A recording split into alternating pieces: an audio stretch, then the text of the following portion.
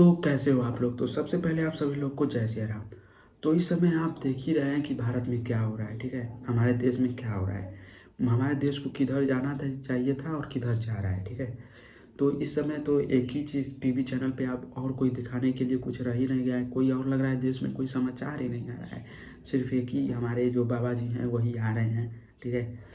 तो आज बाबा जी का जो भी मतलब जो भी उनके पास शक्तियाँ हैं, जो भी जिनका भी है, मैं किसी का विरोध करने के लिए वीडियो नहीं बना रहा हूँ, लेकिन फिर भी हमारा फर्ज बनता है, चाहे जो भी समझ लीजिए, जो भी आपको समझना है वो समझ लीजिए, हम इसलिए वीडियो बना रहे हैं, ठीक है। हमारा मन क्या दिल क्या, इसलिए हम वीडियो बना रहे हैं। हमको एक चीज़ समझ में नहीं आ रहा था, इसका मुझको जवाब नहीं मिल रहा था, मान लीजिए हमारा सवाल है उसका जवाब नहीं मिल पा रहा था, इसलिए सोचे कि वीडियो के माध्यम से आप लोगों से पूछें कि मतलब इसका आप लोग हो सके तो आप लोग को पता हो तो शायद आप जवाब दे दें। जिसके पास दिमाग होगा वो इस वीडियो पर ज़रूर सोचेगा और ज़रूर कुछ ना कुछ उस जवाब दे चाहे ना दे, लेकिन उसके दिल में ये होगा कि हाँ ये बंदा सही कर रहा है कि गलत कर रहा है, आपको इस वीडियो के बाद मालूम चल जाएगा, ठीक है।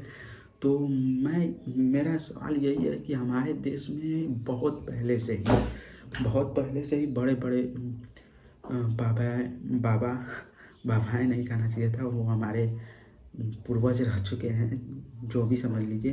तो हुए हैं, मतलब बहुत विद्वान लोग पैदा हुए और चले गए, ठीक है।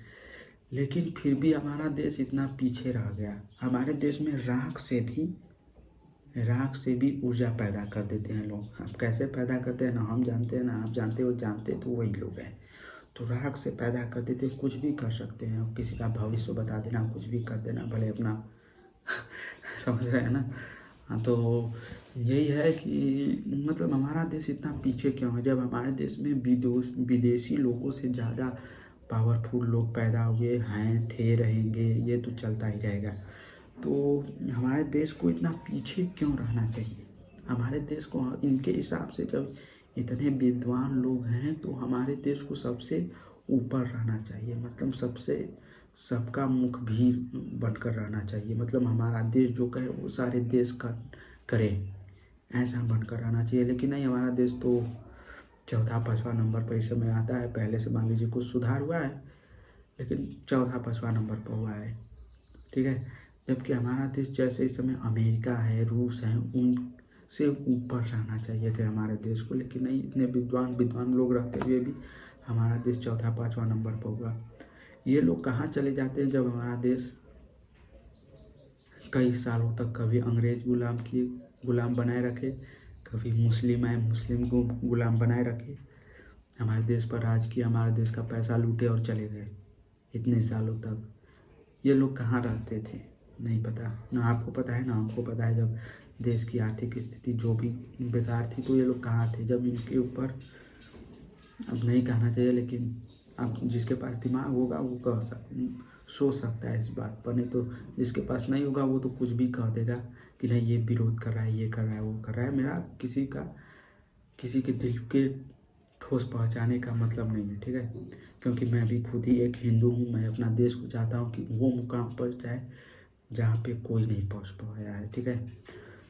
तो बस यही मेरा एक सवाल है कि हमारे देश में जब इतने विद्वान, इतने पावरफुल लोग हैं, थे, रहेंगे, तो हमारा देश सबसे ऊपर क्यों नहीं है, हमारा देश सबसे विकासशील क्यों नहीं है, क्यों नहीं था, क्यों नहीं है, यही मुझसे पूछना है। जब इतने पावरफुल लोग जो विदेश में कभी पैदा ही नहीं हुए, तो हमारे देश को सबसे ऊपर रहना चाहिए।